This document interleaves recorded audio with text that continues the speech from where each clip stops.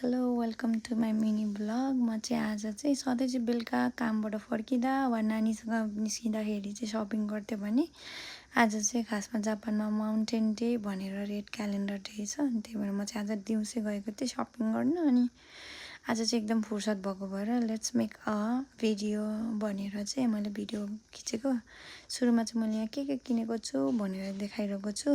Mostly यहाँ भएको सामान चाहिँ सलादको लागि अनि यो फलफुलहरू अनि यो चाहिँ मैले सुरुमा देखाएको त्यो चाहिँ खासमा चाहिँ ग्रिल्डवाला हो कि आगोमा सेकेकोवाला मासुहरू हो स्टिकमा हालेको। अनि यो चाहिँ कर्टेन अनि मैले कुसन कभर पनि किनेको थिएँ यो चाहिँ घरको लागि। अनि यो चाहिँ बुढाको फेस वासदेखि लिएर यो चाहिँ मैले एउटा दिदीले रिकमेन्ड गर्नुभएको हेयर लोसन र नेल पोलिस हो।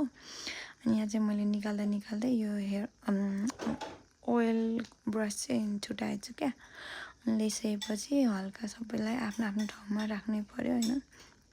अनि जापानमा चाहिँ यो प्लास्टिक किन्दाखेरि चाहिँ 5 रुपियाँ पर्छ एउटा प्लास्टिकलाई। अनि जापानमा चाहिँ प्लास्टिकहरू चाहिँ धेरै नै युज भयो भनेर रिसाइकल गर्दाखेरि एकदमै यसले चाहिँ एकदमै पोल्युसन गर्छ भनेर चाहिँ पछिनिर पहिला फ्रीमा पाउने प्लास्टिकलाई चाहिँ पैसा तिराउन थालेको। त्यसपछि चाहिँ मैले पनि प्लास्टिकहरू राम्ररी म्यानेज गरेर राख्छु सकेसम्म किन्न नपरोस् भनेर। तर निस्किने बेलामा त्यही हो बिर्सि त हाल्छु तै पनि फोल्ड गरेर राख्छु कहिलेकाहीँ याद आयो भने बोकेर हिँड्न हुन्छ। अनि पाइनएप्पलको स्टोरी चाहिँ मैले सेयर गर्न चाहन्थेँ क्या।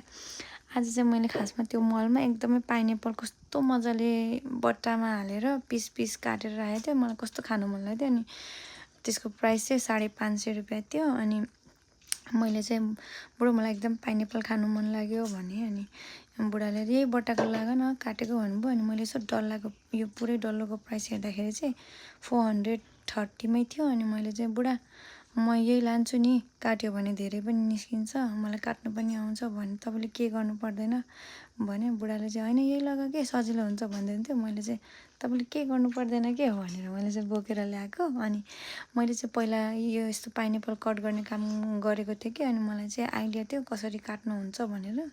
खासमा पाइनएप्पल आफैमा काट्नु चाहिँ एकदम गाह्रो छ तर म चाहिँ पहिल्यै पनि काम गरिसकेको भएर मलाई कसरी काट्नुपर्छ भनेर चाहिँ आइडिया भएको भएर अनि बुढा म यसरी गर्छु भनेर ल्याएर यसरी काटेँ। अनि भने जस्तै के क्वान्टिटी चाहिँ एकदमै धेरै आएको थियो। तर मलाई चाहिँ के कुराले चाहिँ रिग्रेट भयो भन्दाखेरि यसको मैला चाहिँ एकदमै धेरै निस्किँदो रहेछ क्या यो चाहिँ। अनि डस्टबिनमा फाल्नु पनि यसको पात चाहिँ एकदमै तिखो तिखो हुन्छ नि त त्यो चाहिँ अलिकति झ्याउ लागेको थियो। एकदमै मिठो लागेको थियो। कति सेयर गर्ने कुरा बिर्सेछु के। Thank you.